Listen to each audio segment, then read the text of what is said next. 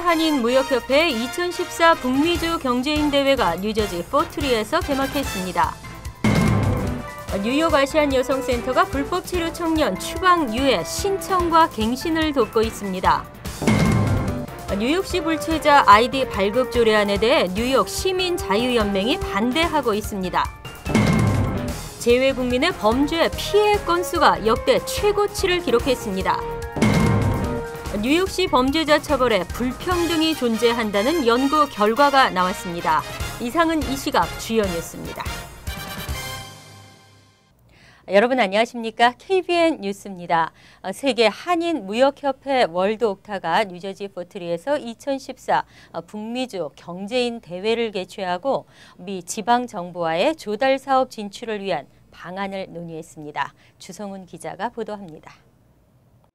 전 세계 재외동포 경제인들로 이뤄진 세계 한인무역협회 월드옥타가 주최하는 북미주 경제인 대회가 뉴저지에서 개막했습니다. 전 세계 170개 지의 옥타 회원과 뉴욕, 뉴저지의 한인 경제인 등 400여 명이 참석한 이번 대회는 월드 옥타 네트워크를 이용한 미국 지방 정부 조달 사업 진출 방안을 주제로 다양한 포럼과 세미나가 진행됩니다. 어떻게 그 정부 조달 사업에 참여하고 어떤 조건이 있으며 그리고 가격이라든가 내고하는 방법 보다 구체적인 것들을 아마 저희들이 다루게 되고 그래서 여러분들이 가지고 있는 그 아이템들이 각 로컬 주정부 아니면은 그 카운티 정부에 들어갈 수 있도록 새로운 그 시장을 형성하는 그런 기회가 될 거로 알고 있고. 또 한국 수출 업체들의 미국 시장 판로 개척을 위한 방안 모색과 전 세계 회원들 간의 네트워크를 위한 자리도 마련됩니다. 오늘 개회식에는 뉴저지 파라무스의 리차드 라바비에라 보로장이 특별 참석해 보로에 대한 홍보와 함께 참석한 한인 경제인들의 적극적인 진출을 권장했습니다. 대회 이틀째인 내일은 북미주 경제인 골프 대회가 중부 뉴저지 로이스브루 골프클럽에서 열립니다. KBN 뉴스 주성훈입니다. 뉴욕의 아시안 가정폭력 여성들을 위해 힘써온 뉴욕 아시안 여성센터가 불법 체류 청년 추방 유예 신청과 갱신을 돕고 있습니다. 추방 유예 승인을 받은 후 2년 후에는 반드시 갱신을 해야 하는데요. 금홍기 기자가 자세한 소식 전해드립니다. 뉴욕 아시안 여성센터는 오늘 뉴욕 맨하탄 사무실에서 기자회견을 열고 불법 체류 청년 추방유예 다카 신청을 받고 있다고 밝혔습니다. 다카는 부모님과 함께 어렸을 때 미국에 입국했다가 서류 미비 신분이 된 청소년을 대상으로 하는 추방유예 조치입니다.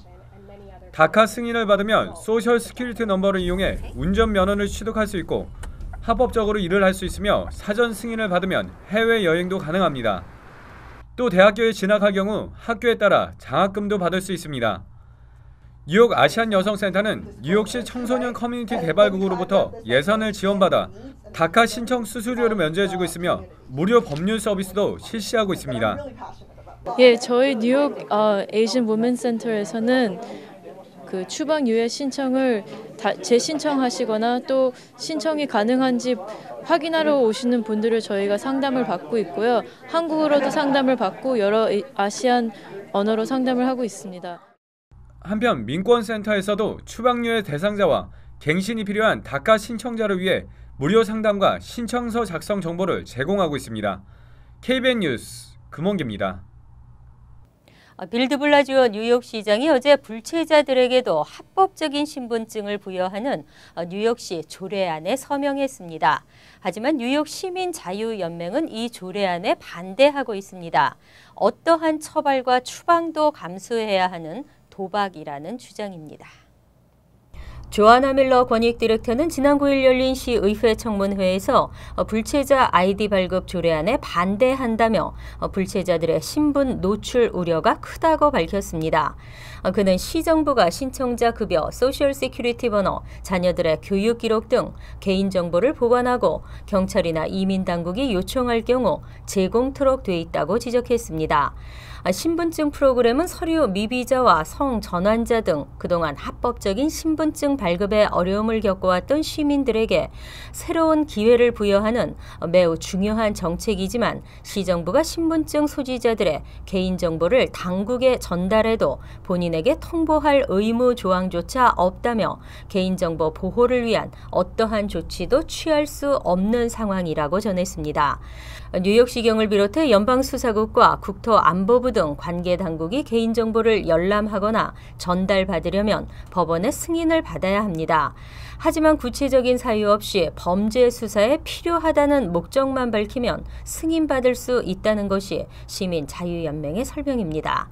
하지만 시정부는 이번 신분증 프로그램을 통해 입수되는 개인정보 자료 보호에 만전을 기하고 있다며 특히 신분 도용과 사기 등의 범죄 피해를 예방할 수 있는 정책이라고 일축했습니다. 재외국민의 범죄 피해는 늘어나고 있습니다. 하지만 한국 정부의 재외국민 보호가 공연불임이 밝혀졌습니다.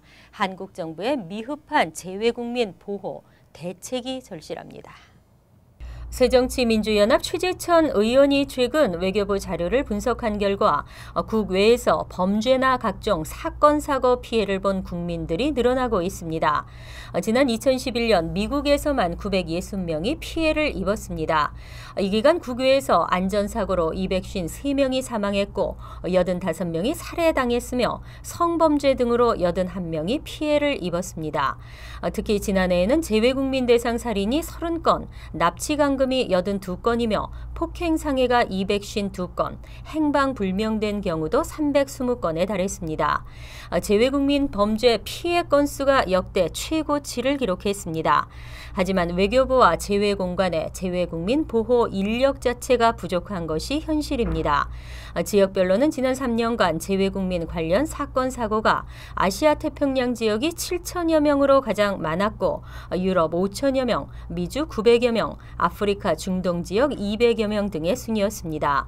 이처럼 해외에 체류하거나 여행 중인 재외국민들의 숫자가 꾸준히 늘어남에 따라 각종 사건과 사고나 해외 위난 상황이 갈수록 증가하고 있지만 특별한 보호 조치를 위한 법안은 계속 계류되고 있습니다.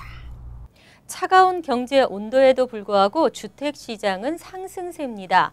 퀸즈 지역의 부동산 열기는 주춤한 반면 브루클린은 역대 최고를 기록한 것으로 나타났습니다. 올해에도 기존 주택 가격은 계속 상승세를 유지할 것으로 보입니다.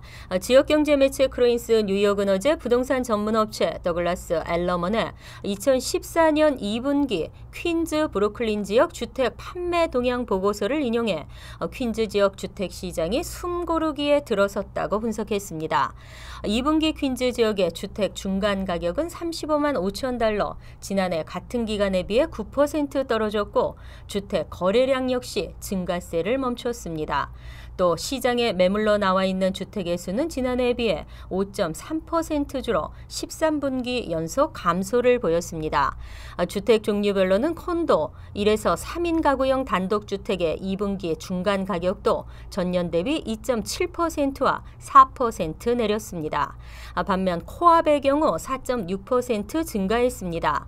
보고서는 코압의 거래량이 1년 전에 비해 27.7% 증가했다며 맨해튼과 브루클린의 주택가격 상승으로 처음 주택을 구입하는 젊은 층의 유입이 퀸즈 지역으로 늘었기 때문으로 분석했습니다. 반면 브루클린은 부시웍과 크라운 하이츠 지역 등의 개발 가속화로 인해 주택가격 중간값이 역대 최고를 갱신하면서 4.5%의 가격 상승이 있었습니다. 거래량 역시 12.5% 늘었습니다. 브루클린은 유일하게 뉴욕시 5개 보로 가운데 지난 2007년 경기 침체 이전 수준을 완전히 회복했습니다. 뉴욕시 범죄자 처벌에 불평등이 존재한다는 연구 결과가 나왔습니다. 백인과 흑인, 아시안 등 인종에 따른 격차가 컸습니다. 베라사법연구소가 어제 발표한 연구 결과에 따르면 흑인과 히스패닉 범죄자가 아시안이나 백인 용의자보다 재판 전 구치소에 수감되는 경향이 높은 것으로 나타났습니다. 또 흑인과 히스패닉 범죄자가 플리바겐 과정에서도 실형을 제한받는 경향이 높은 것으로 드러났습니다. 연구소는 맨해튼 검찰의 의뢰로 지난 2010에서 2011년 동안 내려진 22만 건의 형사 범죄를 대상으로 연구를 진행했습니다. 흑인 용의자의 경우 정식 공판이 시작되기 전 구치소에 구금된 비율이 백인 용의자에 비해 10% 높았고 히스패닉 용의자는 백인에 비해 3% 높았습니다. 반면 아시안 용의자는 백인에 비해 21%가 낮았습니다. 플리바겐에서도 인종 간 격차가 나타났는데 흑인 경범죄 용의자의 경우 40%가 보호관찰이나 사회봉사가 아닌 징역형을 조건으로 플리바겐을 제한받은 것으로 나타났습니다. 히스패닉 용의자는 36%가 실형을 조건으로 하는 플리바겐을 제한받았습니다. 하지만 백인 용의자는 33%, 아시안 용의자는 17%로 나타났습니다. 인종에 따른 차이가 큰 것입니다.